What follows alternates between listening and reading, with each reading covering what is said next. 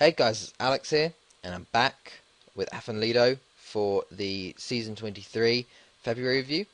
We are now in 2036, quite far in the future now.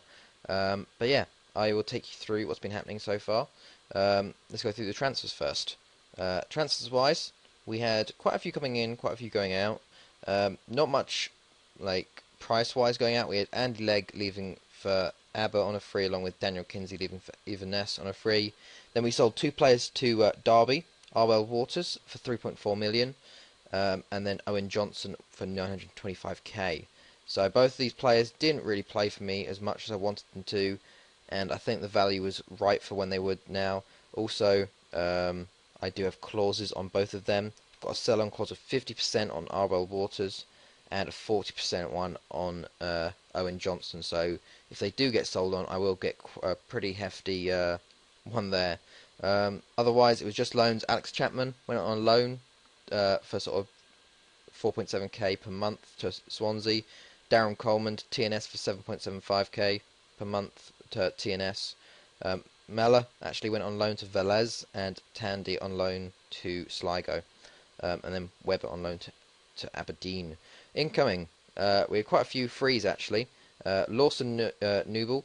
Basically, with the finances being a bit tight, I'm trying to lower my expectations. I've been trying to go for 5-star players all the time, and there's just not players available in my price range 5 stars. So I decided to go through and really have a good scout and look for good players I can get for a free and sell on for money. One of these players was Lawson Newell, who was actually released from Chelsea's youth academy, so obviously he's pretty good. And he's actually one of the better players I've got. He's on 2.8k a week. I wanted to have low wages, so a maximum of 3k, which is pretty good. 15 dribbling, 13 finishing, good determination. He's only 19 years old, and he's nearly worth £1 million already. So I brought him in. He's been doing well. Also brought in Damon Sampson, who is a Welsh left back, 2.5k a week. He was released from Cardiff. He's been playing pretty well, so hopefully we can sell him on for a bit more in a while. Then we brought in Joe Lookman, a Nigerian left back, right back, 18 years old. He was actually English when he came to us, then he changed to Nigeria. He's alright, he's not very good to be fair. Decided to sign him due to these three stats here and a little bit of determination, but hopefully we can sell him off for a bit more. Same thing with Anthony Hamichi, 19-year-old English centre mid. Got some good stats overall, but not that good really. If I had to again, I wouldn't sign these two players, but oh well, not really going to do that much harm. Also, we brought in one player for money in the end, Jason Murphy from Waterford United, 18-year-old Irish centre back for how much was it? 14k, which was very nice. Very good stats. Got 14 heading, 12 marking, 13 tackling, 16 leadership, 17 determination, 20 teamwork, and 16 work rate, and got some good physicals down there. So for 18, definitely going very well. So I do remember some other Irish centre backs we've bought over the years, along with Markey and now Walsh. Ireland seems to produce very good centre backs, it seems. But yeah, so that is it for transfers done. We do have 2 transfers coming at the end of the year. Philip Saxton first from Watford, a 19-year-old striker slash attacking mid left. He looked pretty good and wanted low wage, so I decided to bring him in, only being 19 as well. It's also very hard to get players who have a pretty good report when like on low wages. Like he's got a 3.5-star report, and he only wanted about 4k, 5k, and I was jumping at that just because some other players will want like 18k a week, which is just ridiculous. But yeah, it's just because our quality's so high now, I have to set off less. But this guy, I am really happy about. Sergi Figueras from Barcelona B, 19-year-old Spanish centre-back on a free. He's going to be 9.75k, and look at the report there. 4.5 stars, and my scouts know what they're doing. He looks so good already. Like 16 tackling, 15 marking, 15 heading. Great physicals there. Good mentals. If he gets tutored right by my players, he's going to do amazingly. He's been doing really well for this. It's 7.52 average rating for Barcelona B. He's incredible. And I don't know how he got on free. Normally, there's always a group of Spanish players I'll always go for, put the bids in, they'll accept them, but they'll opt to stay at their club, have a contract extension. But somehow I've noticed it says, do you want to accept it? And I'm like, oh my god, he actually wants to accept it. So that was pretty amazing there. So happy that happened.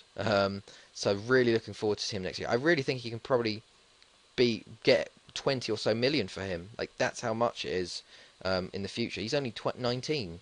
But enough about transfers. Onto the fixtures now.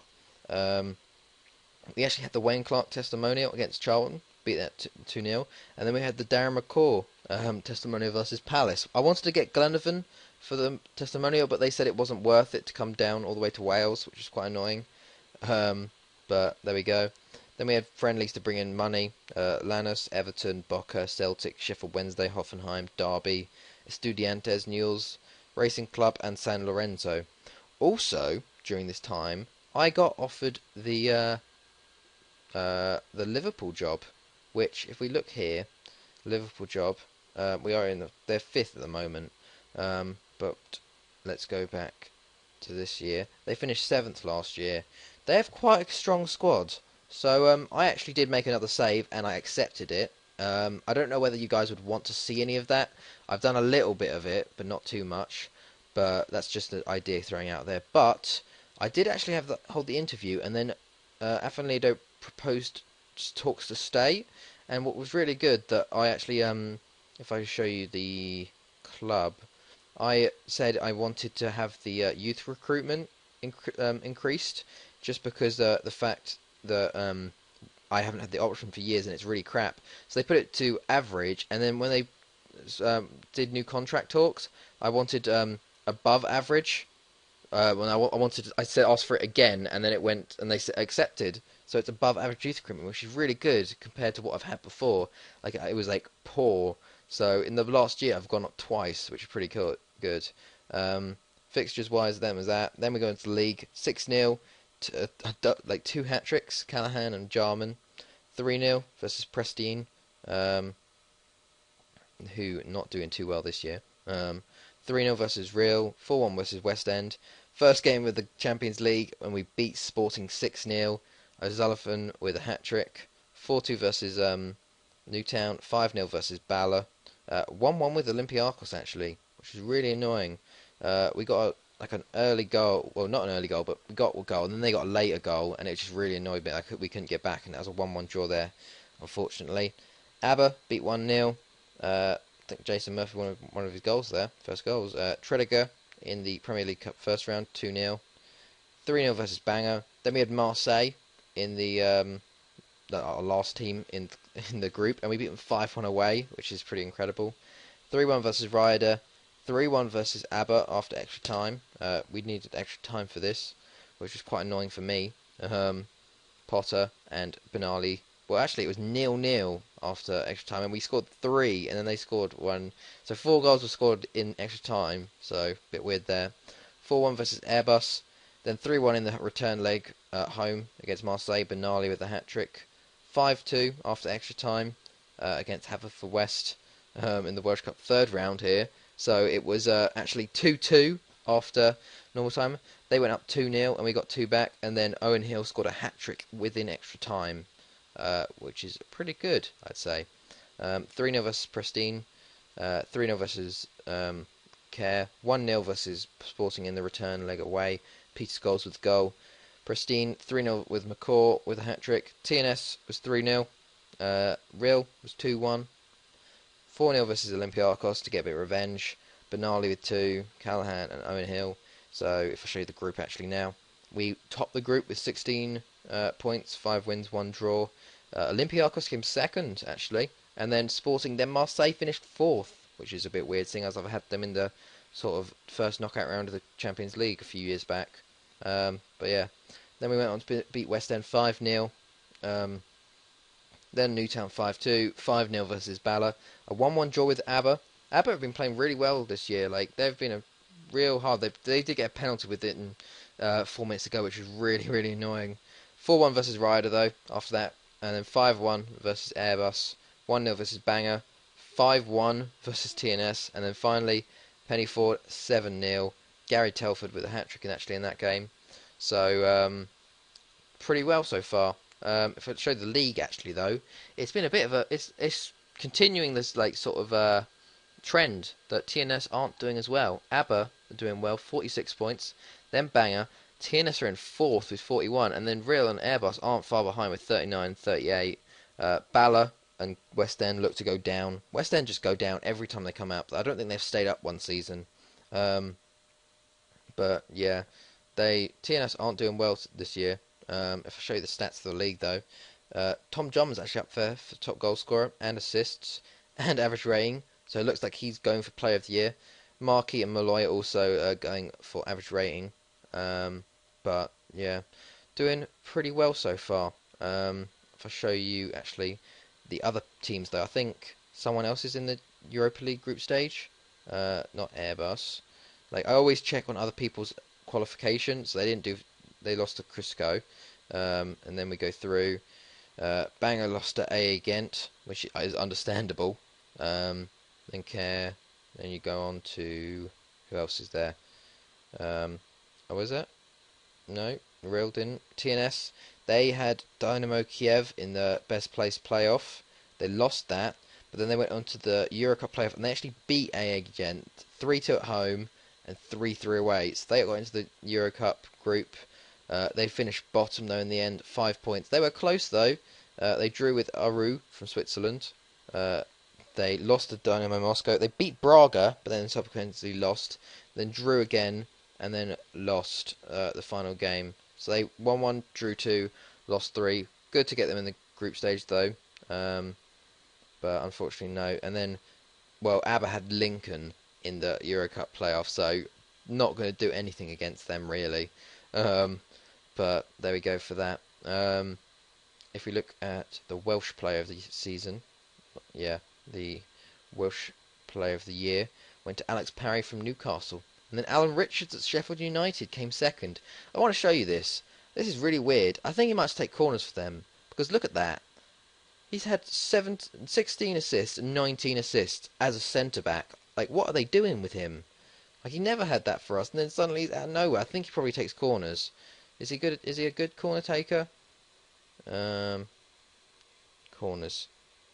No, he's not even a good... I don't know how he does it. Do they play him up top or something? Very odd. And then Young Player of the Year actually went to Andrew Scott from Cardiff. None of our players actually in contention. So, to be fair, we're not producing as the best we can so far. So hopefully that can improve. But otherwise, yeah. In the next knockout round, actually, we have Monaco for... is that second year running now? Did we have them last year? We did. So hopefully we can have the same sort of thing. For some, I don't know how we've done that, but we've got them 2 years in a row. We've got ABBA in the Welsh Cup quarter-final, and then we got TNS in the Premier League Cup final. Portugal, actually, I'll show you. We had some friendlies. Beat Tunisia 3-2, drew 0-0 with Austria, beat Costa Rica 3-1, lost to Germany 2-0, Israel 2-1. Pretty crap. Like, Portugal have a good team. They really do, but they just play crap together. They play so badly, and there's so many injuries in national football. I'm not really enjoying it that much. So I might resign after this European Championships. And as you can see there, the group we've got Wales and Ireland, like the two nations most of my players play for. So I'm gonna have to try.